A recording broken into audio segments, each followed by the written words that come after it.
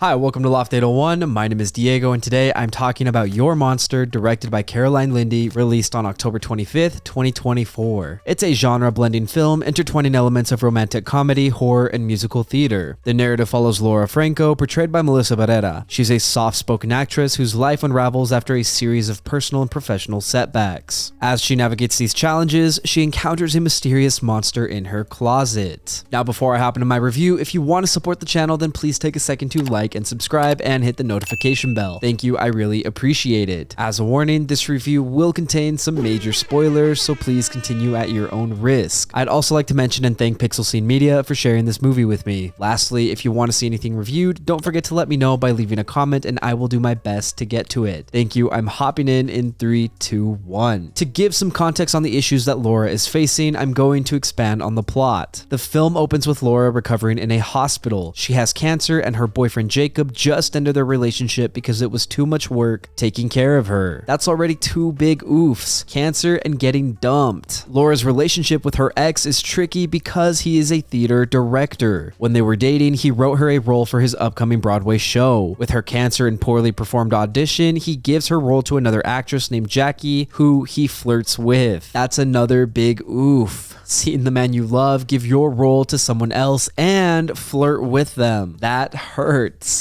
Devastated with life, Laura recovers and copes in her childhood home. That's where she meets Monster. Now, Monster is a real being, but only in Laura's head. In other words, Laura believes Monster is real. Monster is a manifestation of Laura's inner rage, which she's locked away deep down inside of her and is finally letting out. It kinda gives a different meaning to the phrase, monster in your closet.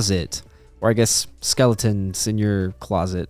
I don't know what it is. Now, the movie tries to play the game of, is Monster real or is he only in her head? I mean, Laura can interact with Monster. She can talk, yell, and scream at him. She can also hold his hand, dance with him, kiss him, and have sex with him. Also, Monster has a personality. He's a bit of a slob, but he can be kind and charming. He plays piano, can sing, and has some millennial hipster vibes going. So what's up? Is he real or is he only in her head? Well, in the climax of this movie, it's revealed that Jacob is sleeping with Laura's best friend, Maisie. Big oof number 4. Jacob and Maisie are douchebags, and this is the straw that breaks the camel's back. During the intermission of the show, Laura murders Jacob. Now, it looks like Monster killed Jacob, but the blood on Laura and the broken yardstick she used as a weapon still being in her hand sort of imply that yes, Monster is only in her head. Monster is a visual hallucination that Laura creates to internally protect her emotions. All of that said, the charm of this movie isn't necessarily in the narrative, but rather the character interactions. Your Monster explores themes of self-acceptance, the confrontation of inner demons, and the complexities of personal relationships. For example, let's look at Maisie and how she interacts with Laura. At first glance, you might think she's a good friend for bringing Laura home from the hospital, but as Laura rightfully points out, that is the bare minimum a friend should do. Outside of that, Maisie consistently blows Laura off for her selfish gains. She ditches her for karate, for an acting gig, and for Jacob. There are many levels of nuance amongst friendships, and Maisie doesn't respect most of them. Another example of complex relationships is Laura and Jacob. Laura is still madly in love with Jacob, and having to work with him every day is torture for her. She never got closure from the breakup and is subconsciously trying to stay in his life. Jacob, the douche he is, doesn't care about that or her. He only cares about his show and avoids confrontation. When Laura finally confronts him, he takes advantage of her feelings. He kisses her, sleeps with her, and then drops a bombshell on her by removing her from his show. Big oof number 5. Prior to that, he was letting her serve as an understudy to Jackie. Jacob is a great example of how some people move on from relationships without looking back because they never cared. The relationship was never rocked, so they were happy. But once the relationship hit hard waters, he abandoned ship. Now, the main relationship that gives this movie its charm is the relationship between Laura and Monster. Initially, Laura is scared of him and he hates her. Over time, they grow to enjoy each other's company, with Monster falling in love with Laura and vice versa. If you think about it, this movie's about Laura falling in love with the dark side of herself and accepting that she has a monster within her. On that journey of, I guess, self-discovery, Laura has spooky, whimsical, charming, and romantic moments with Monster. These moments are rom-com coded and effectively capture the surreal nature of Laura's life. Melissa Barrera delivers a compelling performance as Laura. She's vulnerable and emotional, but grows to become detached. Her acting is perfectly over the top and transitions into a more reserved performance. This is great. At the start of the film, Laura constantly throws pity parties for herself, and Melissa captures that energy well. As the film progresses, Laura accepts her darkness, and again, Melissa captures that energy well. It's a bit Jenna Ortega, Wednesday Addams, and I love it. Monster, played by Tommydewey, also does well. He's really annoying at the beginning of the film. As things progress, I never grow to like him, but I welcome his presence. He has a slobby, snobby charm to him, and it's nice seeing Laura be treated kindly. It's kind of unexpected. The supporting cast are all good, but I specifically want to commend Edmunddonovan for playing the sleaze Jacob. His character has a superiority complex that Donovan captures perfectly. He's manipulative and plays his cards very well, but when he finally yells at Laura, boy does he yell, and I was impressed. It was my favorite acting in the movie. Visually, the film's style heavily uses contrasting lighting and color palettes to reflect Laura's emotional states. Cinematographer Will Stone employs tight framing and dynamic camera movements to create a fun experience that blends horror and fantasy aesthetics. In other words, he helps capture the surreal atmosphere. The soundtrack is good. It features a mix of original compositions and classic tunes that align with the film's shifting tone. The opening song, Put on a Happy Face by Dick Van Dyke, juxtaposes Laura's grim circumstances, setting the stage for the film's exploration of reality. For the most part, musical sequences are integrated seamlessly, which I appreciate given Laura's job and theater background. The only slight complaint that I have about this movie is that it was about 8 minutes too long. This movie could have had some scenes shaved down without hurting the emotional core of the film. Lastly, before I wrap up, here are some cool facts about the movie. Your Monster is based on Caroline Lindy's 2019 short of the same name. The film is based on a true-ish story. In an interview, Lindy stated, "I kept on thinking about this time where I was struggling so much. It's kind of a moment in my life where I really developed this relationship with my anger for the first time, and I kind of fell in love with the side of myself that had been dormant for most of my life. It was kind of like I fell in love with my monster, and I was like, that's a cute idea for a rom-com." While I like this movie, I don't necessarily agree with the idea of falling in love with your monster. At least not how it's portrayed in the movie. I mean, Laura murders her ex-boyfriend, which isn't something we should do. If Laura really wanted to make him suffer, then she could have just ruined his show and his career.